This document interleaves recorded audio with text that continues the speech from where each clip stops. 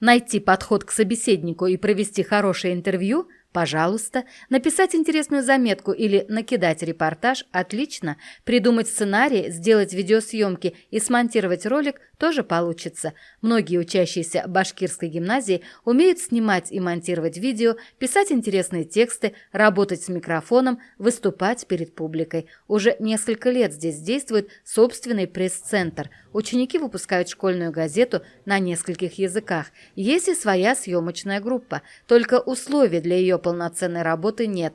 Камеру оператор приносит из дома, школьный компьютер и фотоаппарат чаще всего бывают заняты и редко попадают в руки ребят. Видеосюжеты у девочек и мальчиков получаются замечательные. В них они рассказывают школьные новости, делают и социальные ролики.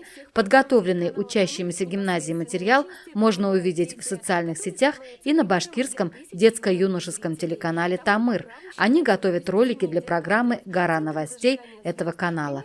В прошлом году юные журналисты заняли 3-е место на фестивале, организованном телестудией «Тамыр». Благодаря этому стали еще и участниками Всероссийского фестиваля детского телевидения «Включайся», прошедшего этим летом в Москве.